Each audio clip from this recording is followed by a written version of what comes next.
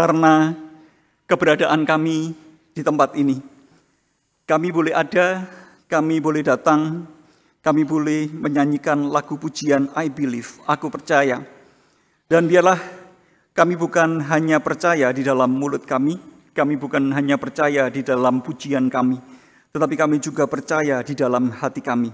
Kami percaya di dalam setiap tingkah laku, di dalam setiap keputusan, di dalam setiap perkataan kami, di dalam setiap interaksi kami, di tengah-tengah masyarakat, di tengah-tengah profesi yang sudah Tuhan percayakan kepada kami. Dan biarlah semuanya itu boleh menjadi satu bentuk kesaksian kami bahwa kami percaya kepadamu. Dan kami mengucap syukur karena kami menyadari bahwa kami bisa percaya karena ada pekerjaan Roh Kudus yang telah menolong kami untuk boleh percaya dan menolong kami untuk boleh semakin hari semakin mengerti apa yang kami percaya. Dan saat ini kami memohon biarlah Roh Kudus yang bekerja itu boleh sekali lagi bekerja dan berbicara kepada kami melalui berita kebenaran firman Tuhan yang akan diberitakan.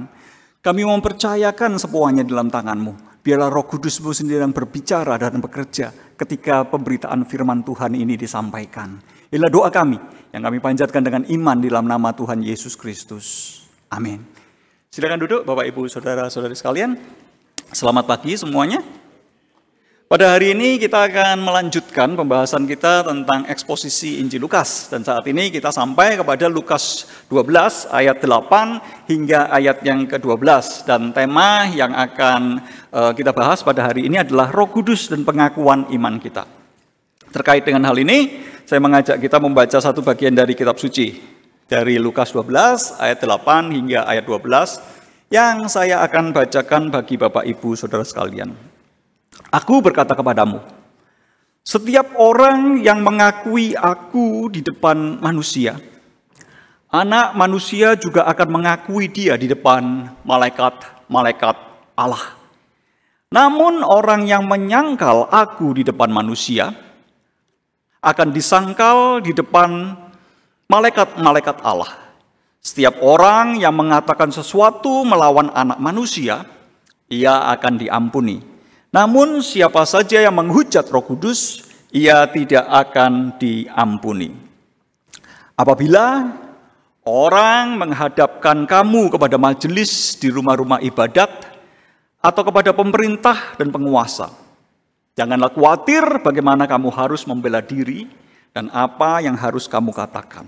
Sebab pada saat itu juga Roh Kudus akan mengajar kamu apa yang harus kamu katakan. Bapak, Ibu, Saudara-saudari sekalian, berbicara tentang pengakuan iman, itu adalah berbicara bahwa kita mengakui iman kita dengan mulut kita, dengan hati kita, dengan hidup kita. Dan kehidupan kita itu seperti ditempatkan di dalam satu display, ya, ditempatkan di satu meja pajangan, di lemari pajangan, dan semua orang itu akan melihat kehidupan kita yang mengatakan I believe, aku percaya itu, dan orang-orang lain itu akan melihat. Dengan kata lain, kita itu seperti satu pelita yang bukan disembunyikan di bawah gantang, tetapi ditaruh di tempat pelita dan kemudian menerangi semua orang, dan semua orang itu akan melihat efek dari sang pelita itu. Dengan kata lain, kita itu ditempatkan di dalam satu display untuk dilihat kesaksiannya oleh banyak orang. Nah, problemnya sekarang ketika kita ditempatkan di display yang seperti itu, pernahkah kita itu ingin menyembunyikan identitas kita?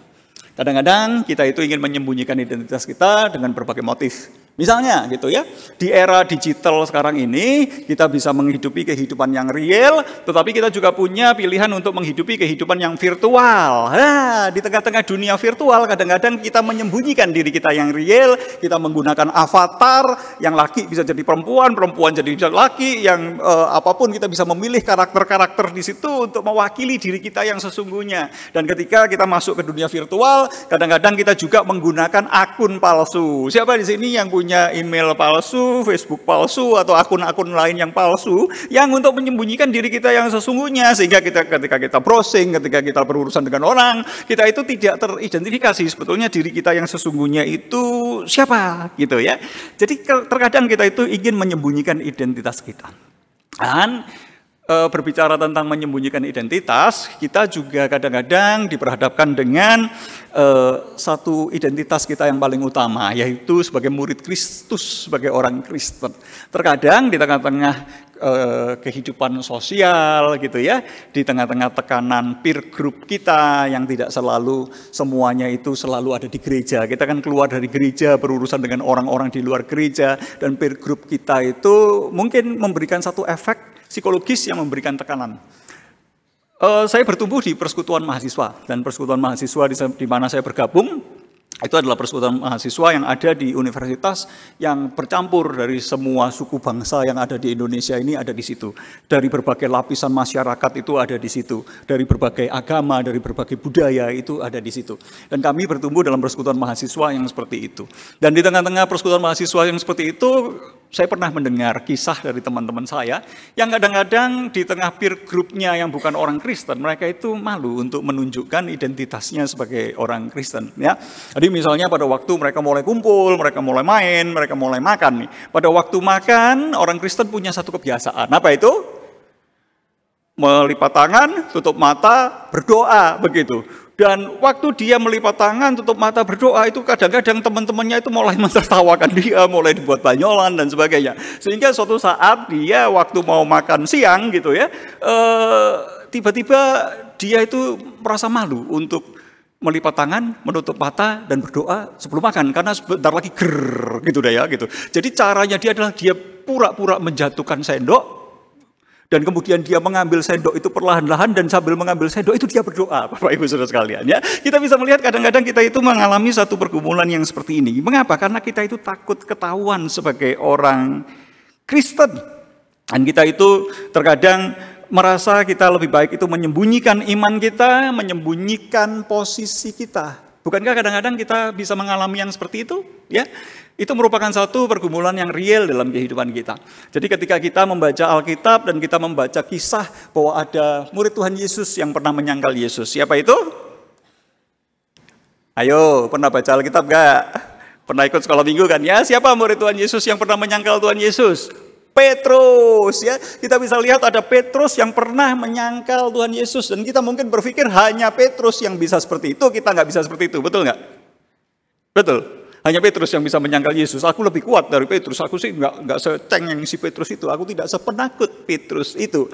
Tidak, Bapak Ibu Saudara sekalian. Yang dialami Petrus merupakan satu gambaran, satu picture begitu ya, bahwa kehidupan orang Kristen itu terkadang dia harus diperhadapkan dengan situasi-situasi yang seperti itu. Dan di tengah-tengah kondisi yang seperti itu, yang seperti Petrus pun itu mengalami satu pencobaan, satu godaan yang pada akhirnya menyangkal Yesus Kristus. Bapak Ibu sekalian, mengapa sih kita itu gitu ya takut untuk memperlihatkan identitas kita? Mengapa? Apa yang menjadi satu problem bagi kita? Kita terkadang merasa takut untuk memperlihatkan identitas kita karena secara naluriah ya. Jadi insting dasar dari manusia itu butuh penerimaan. Insting dasar dari manusia itu butuh untuk dikasihi. Begitu kita lahir sebagai seorang baby kecil, belum tahu apa-apa, tetapi insting untuk diterima oleh lingkungan di sekitar kita, dikasihi oleh orang tua kita, oleh orang-orang yang ada di rumah kita, itu merupakan satu insting yang sedemikian kuatnya di dalam diri kita. Dan insting kita untuk diterima, ya dikasihi, itu membuat kita juga merasa takut untuk mengalami penolakan. Dan di tengah-tengah peer pressure, lingkungan masyarakat yang menekan identitas kita, maka kita kadang-kadang itu menyembunyikan identitas kita tertentu, supaya apa? Supaya kita itu diterima secara sosial. Dan juga terkadang kita itu takut memperlihatkan identitas kita karena enggan kan ya dijadikan sorotan gitu. Coba sekarang kalau tiba-tiba lampu spotlightnya itu disorot ke wajah saudara, tak begitu ya. Dan kemudian tiba-tiba wajah semua orang di dalam jemaat ini menuju kepada saudara, tak begitu. Kira-kira saudara gimana? Bisa salah tingkah begitu kan ya, bisa salah tingkah. Dan kita bisa lihat bahwa kita itu seringkali enggan menjadi sorotan. Mengapa? Karena kesaksian hidup kita itu diamati. Kesaksian hidup kita, pengakuan iman kita itu bukan pengakuan yang hanya di mulut, tetapi pengakuan yang ada di hati dan pengakuan yang dilihat di dalam kehidupan kita sehari-hari. Dilihat ketika kita ada di kantor, dilihat ketika kita ada di pasar, dilihat ketika kita itu ada di parkiran, dilihat ketika kita ada di tengah-tengah peer group kita, di tengah-tengah kumpulan kita, pergaulan kita, di tengah-tengah pekerjaan kita. Semuanya itu dilihat dan kita itu enggan untuk dilihat seperti itu dan kita menyembunyikan identitas kita sebagai murid Kristus itu. Apalagi di tengah-tengah keragaman masyarakat. Masyarakat kita, komunitas kita kan bukan cuma komunitas gereja. Di komunitas gereja kita gampang mengatakan, aku ini percaya seperti ini, aku ini punya prinsip yang seperti ini. Tetapi begitu kita keluar dari gereja ini, kita harus berhadapan dengan masyarakat yang majemuk, yang beragam. Ya. Yang kita itu berhadapan dengan budaya yang berbeda, cara berpikir yang berbeda, keyakinan yang berbeda, cara berbicara dan cara kerja yang berbeda. Dan kita terkadang harus diperhadapkan dengan berbagai benturan di sana dan kita ingin diterima. Kita ingin masuk ke dalam komunitas di mana itu menjadi bagian dari komunitas kita. Jadi kita berhadapan dengan bahaya penolakan, dengan ancaman diskriminasi, apalagi kita sebagai orang-orang yang seperti misalnya orang-orang pribadi-pribadi dengan etnik Kristen yang Tionghoa itu seakan-akan hidup di tengah-tengah dunia yang double minority begitu ya, minoritas karena identitas etniknya itu minoritas, identitas imannya itu minoritas, identitas etnik itu tidak diterima di Indonesia dan juga tidak diterima di China. Seakan-akan terasa ada satu double minority yang secara naluri, secara instinktual kita itu memang ingin untuk diterima oleh masyarakat di sekitar kita. Dan juga kita bisa melihat bahwa tantangan iman itu bukan hanya bahaya penolakan, tetapi juga ada bahaya penganiayaan iman. Jadi iman kita itu kadang-kadang harus berhadapan dengan resiko sebagai orang Kristen, bahwa kita dianiaya karena iman kita. Dan selain bahaya yang seperti itu, yang kelihatan, ada bahaya-bahaya yang tidak kelihatan. Yang memasukkan iman itu hanya sebagai urusan pribadi, ya. Urusan pribadiku di hari Minggu itu aku berurusan dengan iman. Tetapi ketika aku berurusan dengan urusan sosial, urusan pekerjaan, urusan profesional, urusan bertetangga, urusan tawar-menawar barang, urusan perdagangan, maka kita memisahkan iman kita itu dari berbagai-bagai urusan itu. Ya, jadi di hari yang bukan Minggu, di konteks yang bukan gereja, kita itu seakan-akan lupa identitas kita sebagai orang Kristen. Dan identitas kita sebagai orang Kristen hanya urusan privat saja, dan urusan privat ini jangan dibawa ke publik, ya, karena begitu urusan privat ini kita bawa ke publik, nanti kita dianggap melakukan tindakan-tindakan yang provokatif, tindakan-tindakan yang memecah belah dan sebagainya, sehingga kita cenderung untuk menyembunyikan iman kita itu dan tidak ingin mendisplay hidup kita itu sebagai satu kesaksian iman. Nah, dari berbagai pergumulan ini kita perlu belajar apa sih sebetulnya panggilan kita menjadi murid Kristus dan bagaimana kita bisa menjalani panggilan kita sebagai murid Kristus. Melalui Lukas 12 ayat 8 hingga ayat yang ke-12 ini kita akan belajar 3 hal. Yang pertama, kita itu berani mengakui Yesus. Yang kedua, sumber kekuatan kita di balik pengakuan itu sendiri apa? Dan yang ketiga, bagaimana kita itu belajar mengaku oleh Roh Kudus. Bapak Ibu sekalian, berbicara tentang berani mengakui Yesus. Yesus itu di sini memperhadapkan kita sebagai murid-muridnya dengan satu pilihan. Dan pilihan itu memerlukan adanya satu keberanian. Di dalam ayat 8 dan 9 Tuhan Yesus berkata, setiap orang yang mengikuti aku di depan manusia. Jadi ada pilihan pertama, apa itu? Mengikuti Yesus, mengakui Yesus di depan manusia. Dan kemudian pilihan yang kedua ada di ayat yang 9. Namun orang yang menyangkal aku di depan manusia. Jadi pilihan yang pertama adalah mengakui Yesus di depan manusia. Pilihan yang kedua adalah menyangkal Yesus di depan manusia. Dan kita sebagai murid Kristus tidak bisa tidak diperhadapkan dengan pilihan kita. Pertanyaannya sekarang, apa pilihan kita? Dan ketika kita berkata pilihanku adalah mengakui Yesus, apakah pengakuan kita hanya merupakan pengakuan yang ada di mulut kita, atau apakah itu sebetulnya merupakan satu pengakuan yang betul kita akui dengan benar di dalam seluruh kehidupan kita. Jadi ketika berbicara tentang arti dari pengakuan, apa sih arti pengakuan itu? Arti pengakuan itu adalah seperti yang kita kenal di dalam liturgi kita itu selalu dimasukkan pengakuan iman rasuli. Jadi kita itu mengaku, ini loh yang sebetulnya aku percaya.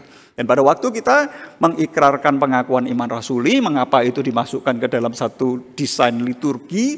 Tujuannya adalah supaya kita setiap hari, setiap minggu itu semakin hari semakin memahami apa sih isi dari inti iman Kristen itu.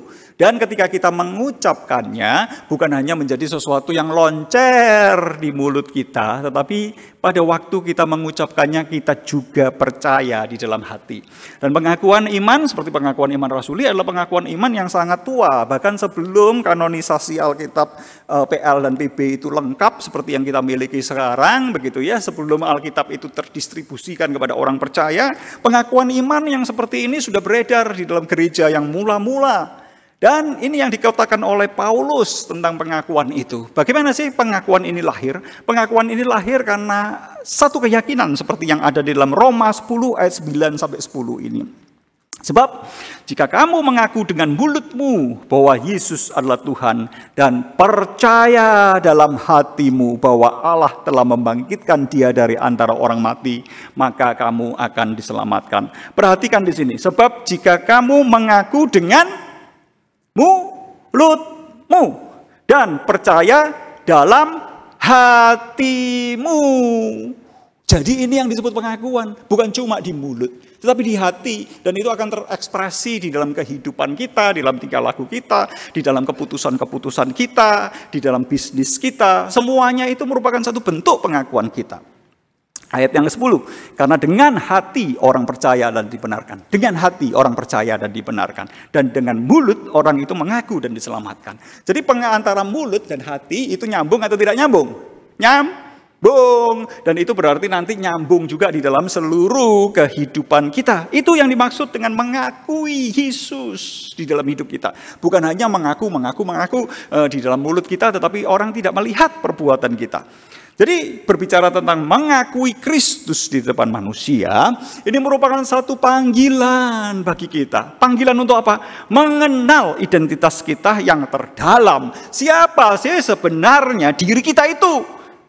Ya, identitas kita itu biasanya dibentuk oleh berbagai hal, ya.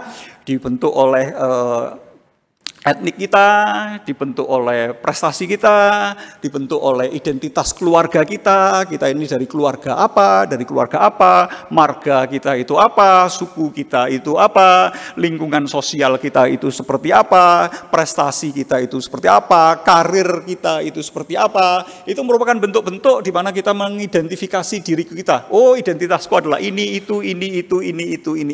Tetapi ada identitas yang terdalam, identitas yang menyangkut masalah hidup dan mati. Seakan-akan itu merupakan satu identitas yang tidak pernah bisa dipisahkan oleh kita. Sehingga ketika semua identitas yang lain itu dipretelin dan boleh tidak ada, dan kita tetap menjadi diri kita, tetapi ada satu identitas yang tidak boleh tidak ada di dalam diri kita. Apa itu? Siapa sebenarnya diri kita? Coba tanyakan pada diri sendiri. Siapa sih? Saudara gitu, siapakah saya? Who am I? Siapakah saya itu? Gitu ya. Kita bisa mendefinisikan berbagai-bagai itu. Tetapi apakah kita menyadari bahwa identitas kita yang terdalam adalah kita adalah murid Kristus. Dan identitas sebagai murid Kristus adalah masalah hidup dan mati kita. Dan identitas yang seperti ini itu dibentuk dengan apa? Kita bisa membentuk identitas Kristen kita sebagai murid Kristus dengan kepura-puraan, dengan kemunafikan. Sebagaimana kita bisa lihat di dalam Lukas 12 ayat 1 hingga 3 yang sudah kita pelajari sebelumnya. Bahwa Tuhan Yesus berbicara kepada murid-muridnya, hati-hatilah terhadap bahaya kemunafikan. Mengapa? Karena kita itu bisa menempelkan identitas kita yang palsu, yang sesungguhnya itu bukan seperti itu.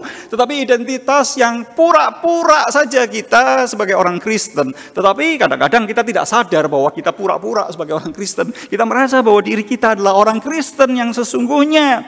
Dan identitas kita itu bisa dibentuk oleh sesuatu yang berasal dari luar, yang eksternal, tempelan sosial. Jadi misalnya begini, karena papa mamaku sudah ke gereja Elion, maka aku juga menjadi orang gereja Elion. Papa mamaku Kristen, maka aku adalah Kristen. Aku ke sekolah minggu dari kecil, dan sampai sekarang aku ini ke sekolah, bukan ke sekolah minggu, ke gereja gitu ya. Sampai sekarang aku ini ke gereja, karena itu merupakan satu identitas yang menjadi bagian dari identitas diriku, yang merupakan bagian dari identitas sosial, dan kita semua ada di sini begitu. Dan itu merupakan satu identitas yang tempelan. Contoh lain adalah identitas tempelan itu seperti ini. Kita sebagai orang Kristen bisa membuat segala sesuatu dengan merek Kristen. Bisa nggak kita membuat rumah sakit Kristen? Oh, bisa. Bisa nggak kita membuat lembaga pelayanan sosial gitu ya kepada lembaga LSM Kristen? Bisa nggak? Bisa nggak kita membuat badan hukum Kristen gitu untuk membela hak-hak asasi manusia yang bergerak di bidang itu? Bisa nggak? Bisa. Bisa nggak kita membuat rumah sakit Kristen, kita membuat sekolah Kristen? Bisa nggak? Tetapi bisa nggak identitas Kristen itu hanya tempelan? Bisa, karena itu hanya satu tempelan, bahkan ada satu strategi branding yang nanti melaluinya kita itu bisa mendapatkan keuntungan, mempunyai daya tarik yang lebih baik ketika ditambahkan identitas Kristennya. Tetapi jiwa Kristen, iman Kristen, praktek-praktek Kristen yang menjiwai seluruh elemen itu tidak terimplementasikan dengan baik begitu. Itu hanya merupakan satu identitas tempelan. Yang dimaksud oleh Yesus untuk berani mengakui Yesus di depan umum dengan pengakuan kita, itu berbicara tentang identitas, bukan yang eksternal seperti ini, tetapi yang internal, yang dari dalam diri kita yang sesungguhnya, yang asli itu. Kita mengalami pembaharuan yang dikerjakan oleh Roh Kudus. Kita mengalami pertobatan yang dikerjakan oleh Roh Kudus di dalam diri kita. Dan identitas internal ini merupakan satu anugerah. Dan pekerjaan Roh Kudus yang melahirbarukan kita menjadi manusia baru, menjadi ciptaan baru, menjadi manusia yang memiliki orientasi hati yang baru, menjadi manusia yang memiliki cara berpikir yang baru, menjadi manusia yang memiliki pilihan-pilihan hidup yang baru, menjadi manusia yang menghidupi etika hidup itu yang baru. Dan pembaharuan itu bukan secara eksternal, tetapi pembaharuan yang terjadi di dalam pembaharuan batin kita, yang disebut sebagai satu proses kelahiran kembali itu. Kita diciptakan menjadi manusia yang baru, dan itu yang menjadi satu identitas yang sesungguhnya. Pertanyaannya, apakah selama ini identitas Kristen kita adalah identitas tempelan atau identitas kemunafikan? Ataukah benar kita yang hadir, yang mengaku iman, I believe, itu adalah kita yang percaya, yang sudah mengalami kuasa Roh Kudus yang mengubah, yang memperbaharui kita melalui Injil, melalui firman yang diberitakan kepada kita. Identitas kita sebagai murid Kristus itu haruslah dinyatakan secara terbuka. Kita adalah surat yang terbuka, kita adalah pelita yang ditaruh di atas kaki pelita, bukan pelita yang disembunyikan di bawah gantang. Biarlah identitas ini terbaca oleh semua yang lain, tetapi identitas yang kita tampilkan bukan identitas palsu, bukan tempelan, tetapi adalah identitas yang merupakan sesuatu yang mulai terproses di dalam hati kita. Ini melibatkan kesaksian hidup kita. Jadi pengakuan kita bukan hanya pengakuan yang ada di gereja, pengakuan iman kita. Ketika kita mengatakan pengakuan iman rasuli ini bukan cuma di gereja, tetapi nanti di luar orang itu akan melihat pengakuan iman kita itu melalui perbuatan kita, melalui perkataan kita. Jadi ini melibatkan kesaksian hidup kita. Bapak Ibu sekalian, saya pernah berjumpa dengan seseorang, teman begitu ya, dan dia bekerja pada satu perusahaan yang rata-rata orang di dalamnya itu Kristen. Jadi perusahaan yang besar dan karena tokohnya, bos-bosnya itu Kristen, maka mengumpulkan orang-orang dalam komunitas Kristen itu untuk masuk ke dalam perusahaan itu. Dan perusahaan itu penuh dengan bahasa-bahasa rohani. Ya, perusahaan itu kadang-kadang menggunakan gedungnya juga untuk persekutuan, dan juga di sana selalu ada persekutuan kantor, dan bahkan menggunakan fasilitas kantor itu untuk kegiatan pelayanan begitu. Tetapi teman saya itu berkata bahwa semuanya itu seakan-akan hanya menjadi satu budaya yang semuanya itu berbau Kristen, berbahasa Kristen, tetapi perilaku etisnya, tindakan-tindakan etis di dalam perusahaan itu, dan juga profesionalitasnya dan sebagainya itu kacau balau, integritasnya itu kacau balau. Padahal kelihatan sedemikian Kristen. Yang dimaksud dengan mengaku Kristus itu bukan seperti ini. Dan mengaku Kristus itu adalah mengaplikasikan pengakuan itu baik dalam kehidupan pribadi kita maupun dalam kehidupan publik kita. Ketika kita mengaku iman kita sebagai orang Kristen, pengakuan iman kita itu juga akan dilihat oleh anak-anak kita. Apakah betul pengakuan iman kita yang adalah pengakuan iman Kristen itu terdisplay, terlihat oleh anak-anak kita, terlihat oleh orang-orang yang bekerja pada kita, karyawan kita, pembantu kita, dan sebagainya dan sebagainya. Apakah mereka melihat display yang seperti itu? Atau yang dilihat adalah satu kemunafikan belaka? Jadi pengakuan iman kita terhadap Kristus bukan hanya pengakuan yang kita lakukan hanya di gereja. Bapak Ibu sekalian, kita perlu melihat juga, kita perlu memiliki satu kepekaan ketika kita mendisplay begitu ya, pengakuan iman kita. Mengapa kita itu perlu kepekaan? Karena begitu kita keluar dari gereja ini, kita akan berhadapan dengan sistem nilai, budaya, kepercayaan yang berbeda-beda.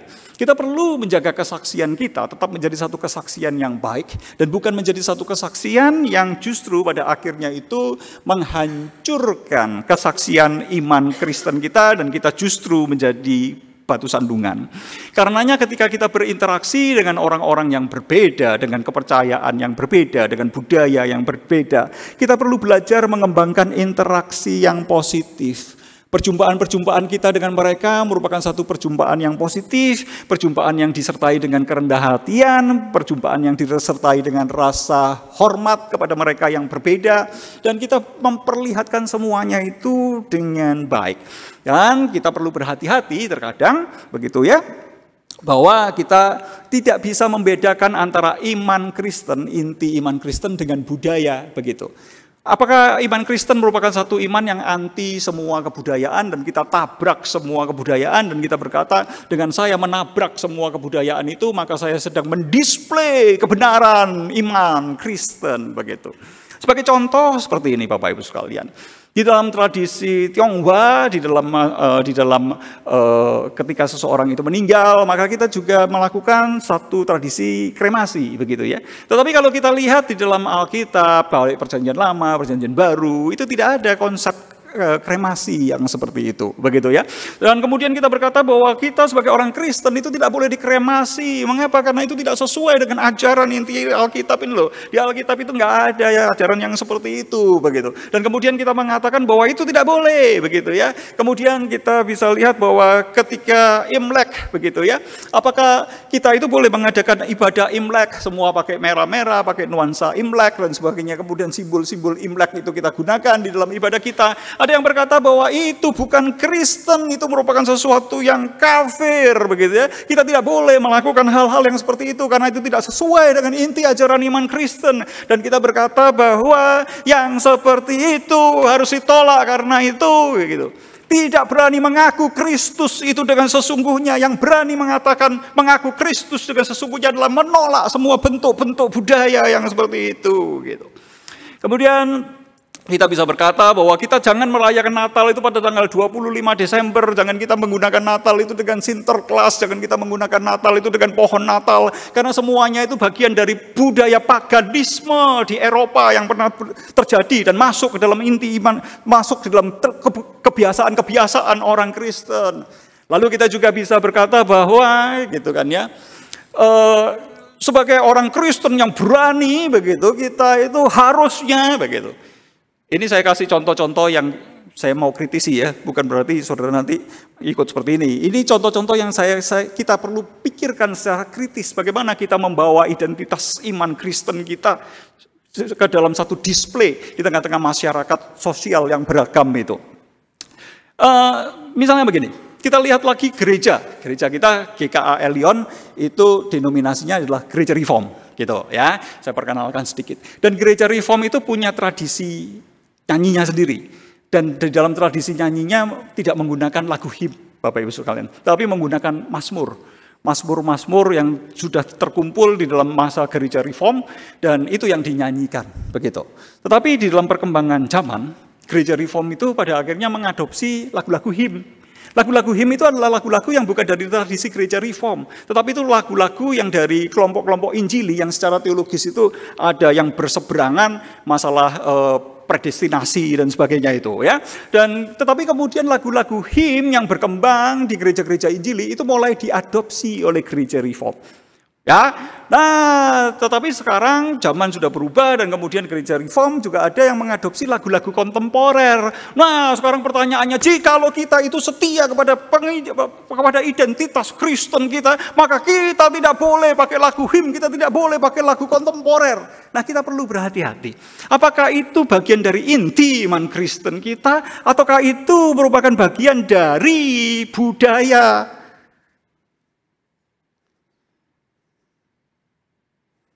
Ya, jadi kita perlu memperhatikan hal-hal yang seperti itu, dan kita perlu memiliki satu kepekaan, ya. Dan ketika kita berinteraksi dengan budaya-budaya yang berbeda, kita itu harus berani mengakui Kristus di dalam setiap aspek kehidupan kita dengan interaksi yang positif dan rasa hormat terhadap berbagai-bagai budaya yang ada. Intinya Bapak Ibu Saudara sekalian, yang saya ingin katakan adalah ketika kita mendisplay iman kita, kita perlu memiliki kepekaan untuk membedakan, kepekaan terhadap budaya, dan kita perlu menghargai semuanya itu dengan rasa hormat. Bagian yang kedua, di manakah letak sumber kekuatan kita di balik pengakuan kita? Sumber kekuatan dan sumber hikmat kita di dalam menjalankan kesaksian kita bukan berasal dari diri kita sendiri, tetapi berasal dari Roh Kudus yang bekerja di dalam diri kita. Itulah sumber kekuatan kita di balik pengakuan kita. Lukas 12 ayat 11 hingga 12 itu berkata seperti ini. Apabila orang menghadapkan kamu kepada majelis-majelis di rumah-rumah ibadat atau kepada pemerintah dan penguasa, janganlah khawatir bagaimana kamu harus membela diri dan apa yang harus kamu katakan.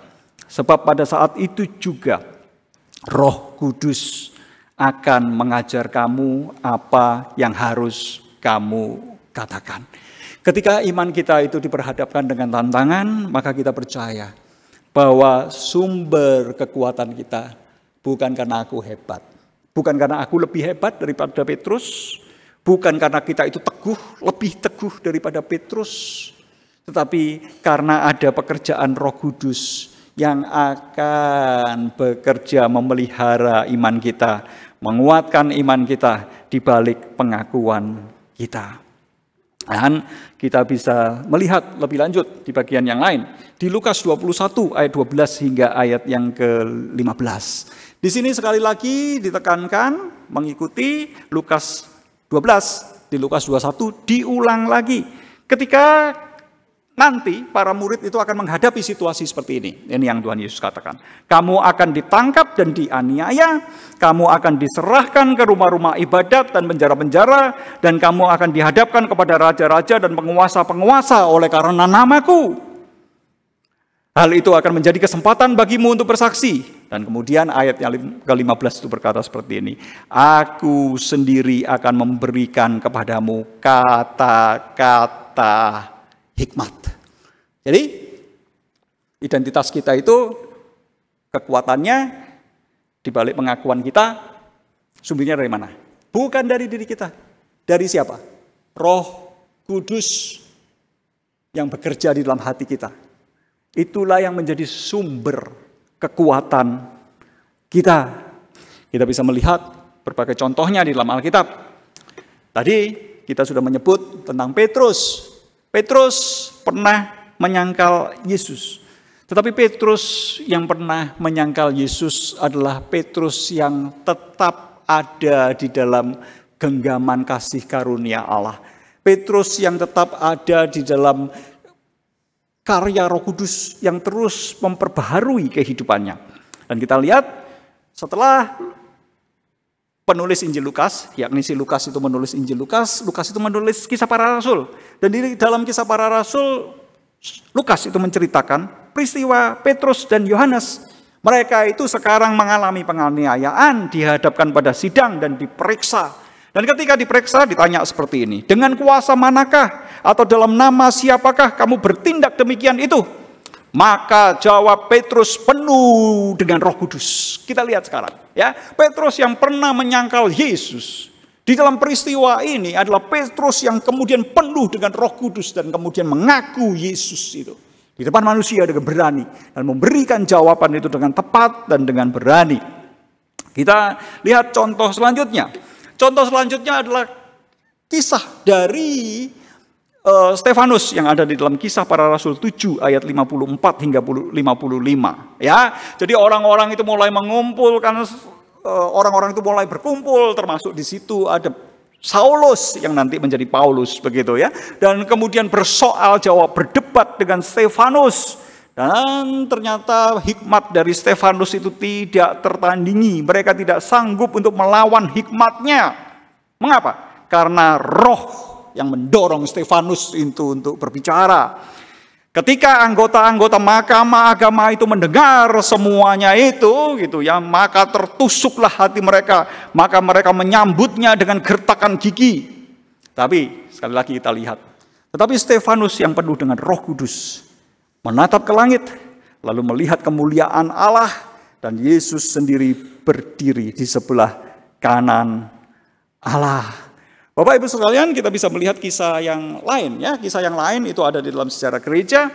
Di dalam sejarah gereja, di dalam sejarah para martir, itu adalah seorang martir yang dikenal dengan martir yang tersenyum, yang bernama Richard Wurmbrand. Dan dia adalah seorang pendeta di Romania yang pada waktu itu mengalami penganiayaan baik secara fisik, secara mental, dan sebagainya. Dan juga pada akhirnya itu harus dieksekusi. Dan menjalani satu proses penganiayaan fisik dan mental yang berat itu, satu hal yang mengejutkan bagi semua orang yang ada di dalam penjara itu. Karena Sang Martin itu selalu tersenyum. Dan kemudian selalu bersikap ramah, bersahabat dengan mereka yang menganiaya dia. Dan orang-orang itu mulai bertanya, kenapa sih kamu kok bisa memiliki seperti itu? Dan dia memberikan satu jawaban, saya mengalami penghiburan dari Roh Kudus di tengah-tengah situasi yang sulit yang seperti ini. Dan kita bisa melihat bahwa Roh Kuduslah yang memberikan satu pemeliharaan yang menjadi sumber kekuatan. Jadi ketika berbicara tentang apa yang menjadi dasar keyakinan kita, apa yang menjadi sumber dari kekuatan kita di balik pengakuan itu, apakah itu keteguhan hati kita? Apakah itu kehebatan iman kita? Jawabannya bukan pada keteguhan dan kehebatan iman kita, tetapi jawabannya adalah karena adanya kesaksian internal dari Roh Kudus. Ada kesaksian internal dari Roh Kudus. Saya akan berikan sedikit penjelasan tentang kesaksian internal dari Roh Kudus ini, ya. Jadi Bapak Ibu Saudara sekalian, seringkali kita itu mengalami kesalahan pengertian. Jadi Ada banyak kesalahan-pengertian terhadap gereja reform, termasuk di dalamnya banyak orang yang beranggapan gereja yang reform adalah gereja yang tidak percaya Roh Kudus. Kalaupun percaya Roh Kudus, tidak mengalami kuasa dari Roh Kudus, tidak menganggap bahwa Roh Kudus itu merupakan doktrin yang penting, dan tidak mengalami karunia-karunia Roh Kudus. Tetapi itu merupakan satu kesalahan-pengertian. Karena di dalam teologi reform, kalau kita membaca pengakuan-pengakuannya, katekismus-katekismusnya, pembicaraan tentang Roh Kudus merupakan sesuatu yang sangat mendasar dan krusial di dalam teologi reform, ya. Dan pada hari ini kita akan belajar tentang kesaksian internal Roh Kudus. Roh Kudus itu memegang peranan yang sangat sentral di dalam keselamatan orang percaya. Mengapa? Karena Roh Kudus ya yang memperbaharui hati kita, yang membuat orang itu percaya. Dan mengapa Roh Kudus itu bisa bekerja seperti itu? Karena Roh Kudus itu memberikan kesaksian internal di dalam kehidupan kita orang percaya. Jadi Roh Kudus itu memberikan kesaksian eksternal dari luar. Melalui firman-Nya, Roh Kudus itu mewahyukan firman-Nya. Tetapi bukan hanya Roh Kudus itu mewahyukan firman-Nya, Roh Kudus itu juga bekerja di dalam hati kita secara internal. Sehingga ketika firman yang diberitakan secara eksternal itu bertemu dengan pekerjaan Roh Kudus secara internal, maka itu menjadi satu iman, itu menjadi satu kepercayaan bagi kita. Itu sebabnya mengapa ada orang yang membaca Alkitab dan menjadi percaya, tetapi ada orang yang membaca Alkitab dan tidak menjadi percaya. Itu sebabnya mengapa dua orang ya yang mendengar penginjilan yang sama, yang satu itu menjadi percaya, yang satu itu tidak menjadi percaya. Jadi efektivitas dari pewahyuan itu bukan terletak kepada yang ada di luar saja, tetapi juga apa yang ada di dalam. Jadi ketika yang dari luar dan dari dalam bertemu itu, terjadilah iman itu. Dan apa yang menjadi dasar keyakinan kita, apa yang menjadi dasar pengakuan kita adalah bukan yang lain, tetapi adanya pekerjaan Roh Kudus secara internal di dalam hidup kita. Karena itu di dalam bagian yang ketiga ini kita perlu belajar untuk mengaku. Mengaku bukan oleh yang lain. Mengaku karena kita menyadari adanya pekerjaan Roh Kudus. Dan kita belajar mengaku oleh Roh Kudus. Roh Kuduslah yang mengaruniakan iman kepada kita. Kita bisa melihat di dalam 1 Korintus 12 ayat yang ketiga. Tidak seorang pun berkata-kata oleh Roh Allah dapat berkata terkutuklah Yesus. Ya, tidak bisa.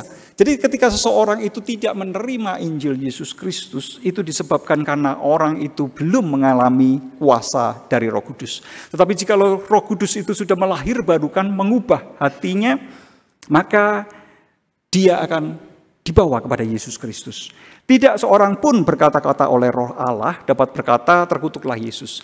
Dan tidak ada seorang pun yang dapat mengaku Yesus adalah Tuhan selain oleh Roh Kudus. Siapa di antara kita yang percaya bahwa Yesus itu Tuhan?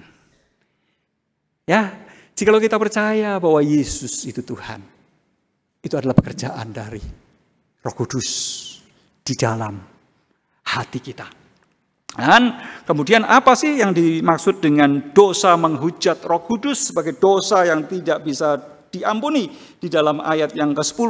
Dosa menghujat Roh Kudus sebagai dosa yang tidak dapat diampuni di dalam Lukas 12 ayat yang ke-10 ini adalah berbicara tentang dosa di mana dosa karena menolak atau tidak menerima dari karya Roh Kudus itu sendiri sehingga tidak datang kepada Yesus Kristus. Dan karena tidak datang kepada Yesus Kristus, maka itu menjadi suatu yang tidak diampuni. Bapak Ibu sekalian, berbicara tentang kesaksian internal oleh Roh Kudus, seperti tadi saya sudah jelaskan bahwa kesaksian internal Roh Kudus itu tidak pernah terpisah dari kesaksian Roh Kudus melalui Alkitab. Jadi ada kesaksian eksternal melalui Alkitab. Dan ada kesaksian internal di dalam hati kita. Bapak Ibu sekalian, kita bisa lihat di dalam Roma 10 ayat yang ke-17. Jadi iman timbul dari pendengaran. Dan pendengaran oleh firman Kristus. Ya, Jadi kesaksian internal Roh Kudus dan kesaksian eksternal Roh Kudus itu bertemu. Dan inilah yang melahirkan iman. Dan iman inilah yang kita akui. Bukan iman tempelan dari luar. Jadi pertanyaannya sekarang, apakah kita mengalami iman yang seperti itu? Apakah kita mengalami pekerjaan Roh Kudus yang seperti itu? Atau selama ini kita masih menjadi orang Kristen tempelan? Jikalau selama ini kita masih menjadi orang Kristen tempelan, maka pada pagi hari ini saya menantang kita untuk berdoa meminta Tuhan memberikan kesadaran-kesadaran di dalam diri kita. Untuk mengalami Injil itu, untuk mengalami firman Tuhan itu. Meminta supaya Roh Kudus itu memberikan kesadaran-kesadaran di dalam diri kita untuk mengalami pekerjaan Roh Kudus yang mengubahkan hati kita, yang memperbaharui hati kita. Bapak Ibu sekalian, berbicara tentang kesaksian internal Roh Kudus yang tidak terpisah dari Alkitab, ya. Martin Luther itu pernah berkata, Alkitab itu memiliki tangan, ia menangkap saya. Jadi Alkitab ini punya tangan secara internal itu yang menangkap hatinya Martin Luther. Alkitab itu memiliki kaki dan ia yang mengejar saya. Alkitab ini memiliki kaki yang secara internal itu terus-menerus mengejar Martin Luther. Sehingga Martin Luther itu berkata, aku tidak bisa tidak percaya. Mengapa? Karena aku ditangkap oleh firman ini. Aku ditangkap oleh Alkitab ini. Yang oleh tangan internalnya, yang oleh kaki internalnya itu. Mengerjakan pekerjaan-pekerjaan secara internal di dalam diri kita. Bapak Ibu sekalian, kita bisa melihat lebih lanjut tentang pekerjaan internal Roh Kudus. Ya, di dalam kehidupan kita orang percaya, dan saya akan memberikan sedikit kisah tentang seorang tokoh Bapak Gereja yang bernama Agustinus. Agustinus adalah Bapak Gereja yang memengaruhi pengajaran teologi barat dan juga menjadi cikal bakal dari teologi reform. Jadi kalau kita pernah tahu bahwa reform itu salah satu tokohnya John Calvin, dan teologi John Calvin tidaklah berlebihan jika dikatakan itu adalah catatan kaki dari teologi Agustinus. Dan Agustinus itu memiliki satu pengalaman hidup di mana dia adalah seorang filsuf, seorang ahli retorik, dan saat itu hatinya ada di dalam satu kegelisahan, keresahan yang besar. Mengapa? Karena pertanyaan-pertanyaan di dalam pikirannya itu tidak terjawab oleh berbagai-bagai filsafat yang pernah dia pelajari. Dan kemudian dia merasakan adanya kegelisahan di dalam jiwanya yang tidak terobati oleh apapun yang dia lakukan. Dia mencari kesenangan ini, kesenangan itu, kesenangan dalam pikiran filosofisnya, kesenangan di dalam kenikmatan sensualnya, tetapi dia merasakan hatinya itu resah. Dan dia berkata, hatiku itu resah hingga kutemukan ketenangan di dalam Tuhan. Kutemukan ketenangan di dalam Kristus. Dan saat itu Agustinus mengalami satu pertobatan dan menjadi seorang teolog Kristen. Bapak Ibu sekalian, apa yang terjadi di dalam kehidupan Agustinus adalah adanya satu pekerjaan Roh Kudus dari dalam yang mengubahkan kehidupannya. Dan Agustinus itu mengeluarkan satu prinsip pengajaran iman Kristen yang penting. Faith itu seeking understanding. Jadi titik berangkatnya itu dari iman. Iman yang dihasilkan oleh apa? Iman yang dihasilkan dari pekerjaan Roh Kudus itu. Dan iman yang dihasilkan oleh pekerjaan Roh Kudus itu membuatnya itu mengerti. Sebelumnya dia membaca Alkitab dan dia tidak mengerti. Tetapi kemudian dia membaca Alkitab, dia itu mengerti. Mengapa? Karena dia mengerti, karena dia itu percaya. Dan karena dia itu percaya, maka dia menjadi semakin mengerti. Dengan demikian maka iman dan pengetahuan, iman dan reason itu tidak berbenturan. Tetapi iman yang memperbaharui, pekerjaan Roh Kudus yang memperbaharui pikiran, membuat pikiran itu bisa mengerti dengan baik. Yang sebelumnya itu tidak bisa dimengerti. Sampai di sini saya akan mengisahkan tentang pengalaman saya. Pengalaman saya yang saya berikan judul iman di balik keraguan. Kalau Bapak Ibu Saudara sekalian melihat saya kira-kira orang yang imannya kuat atau imannya tidak kuat? Imannya kuat gitu ya. Kalau imannya nggak kuat jangan jadi pendeta Pak, bahaya kita gitu kan ya. Betul nggak? Jadi iman saya kuat atau enggak? Apa? Kuat, oke, kuat. Bapak Ibu Saudara sekalian, kalau saya boleh mengatakan bahwa iman saya adalah satu iman yang beberapa kali itu menghadapi keraguan iman, ya. Saya mengalami beberapa keraguan iman. Tetapi kenapa saya berdiri di sini? Bukan karena saya hebat, Bapak Ibu Saudara sekalian, tapi karena ada pekerjaan Roh Kudus yang bekerja di dalam diri saya, sehingga saya bisa berkata, I believe. Bapak Ibu sekalian, saya pernah bercerita, mungkin di sini sudah masih ingat bahwa saya bertobat sungguh-sungguh secara sadar begitu ya, menerima Yesus Kristus sebagai Tuhan dan Juru Selamat, dan kemudian pada saat itu juga dalam momen itu saya menyerahkan diri sebagai menjadi hamba Tuhan. Itu pada waktu saya berusia 14 tahun. Tetapi 1 tahun kemudian, kira-kira saya berusia 15, karena saya semakin serius dengan iman saya, maka saya mulai memikirkan iman saya. Dan pada waktu saya memikirkan iman saya sampai kepada satu keraguan yang luar biasa besar. Keraguan itu dimulai dari satu kesadaran bahwa saya selama ini menjadi orang Kristen, bahkan saya bertobat, menerima Yesus Kristus sebagai Tuhan dan Juru Selamat, kemudian saya menyerahkan diri sebagai hamba Tuhan. Itu kan ada latar belakang sejarahnya. Latar belakang sejarahnya adalah karena saya itu anak pendeta, gitu ya. Makanya saya melihat bahwa semuanya itu merupakan satu kebenaran bagi saya. Tetapi kalau seandainya saya bukan anak pendeta, tetapi anak pemimpin agama yang lain, mungkin saya akan berdedikasi juga untuk menyerahkan diri saya menjadi imam dari agama itu, begitu ya. Kemudian saya mulai berpikir ini dan itu, dan kemudian saya mulai menyadari bahwa ada banyak bagian dari kitab suci ini yang semula itu saya terima begitu saja, karena dari kecil saya itu diajarin seperti itu, sehingga saya tidak memiliki kesempatan untuk berpikir lagi apakah itu merupakan sesuatu yang benar atau tidak. Di tengah-tengah situasi seperti itu, saya mulai ragu-ragu apakah betul Yesus Kristus itu Tuhan. Bagaimana mungkin Tuhan itu berinkarnasi menjadi manusia? Bagaimana mungkin anak darah itu melahirkan seorang manusia yang kita percaya sebagai Yesus Kristus itu?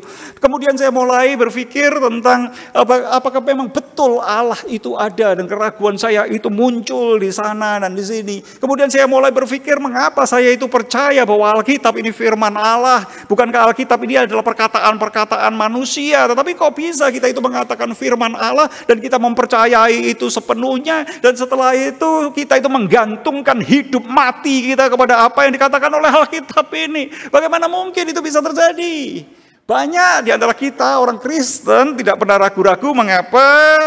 Bukan karena beriman, tetapi karena tidak pernah berpikir, begitu kan ya. Tetapi ketika kita berpikir, terkadang kita itu diperhadapkan dengan berbagai-bagai keraguan. Dan di tengah-tengah keraguan saya itu memiliki satu kerinduan, dan saya itu berdoa kepada Tuhan. Tuhan, aku itu ingin percaya, tetapi aku itu tidak bisa percaya. Bagaimana mungkin aku itu diminta sebagai seorang anak remaja waktu itu untuk percaya kepada satu pribadi yang saya itu nggak pernah temui, yang saya itu tidak pernah rasanya itu kenal secara personal. Aku itu ingin Tuhan itu ada di depanku, dan aku itu mengenal Tuhan yang seperti itu, dan aku itu bisa mempercayai Tuhan yang seperti itu.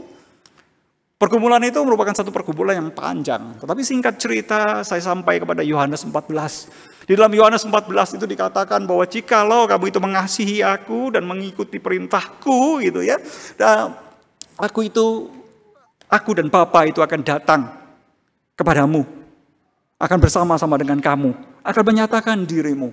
Di dalam Yohanes yang ke-14 itu juga berbicara tentang ada Roh Kudus yang akan diberikan, yang akan menuntun kamu ke dalam segala kebenaran. Dan saat itu saya mulai berdoa, saya mulai meminta kepada Tuhan, Tuhan nyatakanlah dirimu itu kepadaku. Dan di dalam momen-momen doa saya yang panjang, suatu saat saya merasakan kehadiran Tuhan. Kehadiran yang sedemikian real buat saya. Saya merasakan damai sejahtera Allah yang luar biasa waktu itu. Dan kemudian hati saya itu berkobar-kobar. Jiwa saya itu berkobar-kobar. Iman saya itu berkobar-kobar. Dan saya kembali kepada Tuhan. Dan setelah itu Bapak Ibu Saudara sekalian, saya membaca Alkitab. Sebelumnya saya membaca Alkitab itu seperti ada selubung yang menutup mata saya. Tiba-tiba selubung itu seperti terangkat dan saya bisa membaca Alkitab, dan saya itu mengerti Alkitab itu dengan baik. Faith seeking understanding. Iman itu memberikan satu kesadaran dan pemahaman bagi kita. Yang ingin saya sampaikan melalui sharing ini adalah, apakah identitas Kristen kita, identitas iman kita, ketika kita berkata I believe, itu hanya merupakan satu tempelan dari luar? Ataukah kita sudah pernah mengalami satu pengalaman rohani bersama dengan Tuhan yang real di dalam kehidupan kita? Kita perlu berdoa, kita perlu meminta, sehingga kita bukan menjadi orang-orang Kristen tempelan secara eksternal, tetapi kita adalah orang-orang Kristen yang terhubung. Dan yang perlu kita lakukan adalah kita perlu tetap menjaganya terhubung. Kita tetap terhubung dengan Tuhan kita. Kita tetap terhubung dengan firman-Nya. Kita tetap terhubung dengan gereja yang menjadi satu persekutuan orang percaya. Karena dengan kita itu menjaga tetap terhubung, Roh Kudus yang terus bekerja di dalam diri kita akan membuat pengalaman-pengalaman iman kita semakin bertumbuh di dalam Tuhan. Tetapi kita perlu adanya pengalaman iman itu. Jangan iman kita hanya iman tempelan yang hanya kita ucapkan di gereja. Tetapi keluarga kita tidak melihat kesaksian iman kita, orang-orang di rumah kita tidak melihat, orang-orang di perusahaan kita tidak melihat, orang-orang di masyarakat kita tidak melihat dari kehadiran gereja yang sesungguhnya. Mari kita bersama-sama mengakarkan iman kita, membenamkan iman kita di dalam pekerjaan Roh Kudus yang melahirbarukan kita. Sehingga ketika kita berkata, aku percaya, bukan hanya sebagai satu tempelan belaka. Amin. Mari kita berdoa.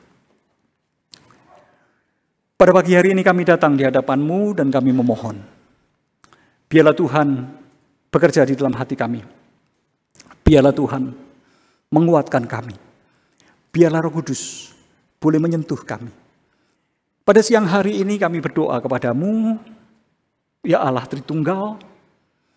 Biarlah Tuhan memberikan kasih karunia kepada jemaat di GKA Elion ini. Sehingga kami bukan hanya menjadi orang-orang Kristen secara tradisi, secara tempelan dari luar. Tetapi biarlah kami boleh mengalami kuasa pembaharuan Roh Kudus yang menjadi dasar kekuatan hikmat dari sumber identitas kami, sumber pengakuan kami di tengah-tengah segala kerapuhan dan kelemahan kami. Inilah doa kami yang kami panjatkan dengan iman di dalam nama Tuhan Yesus Kristus. Amin. Bapak Ibu Saudara sekalian, setelah kita mendengar khotbah tentang pengakuan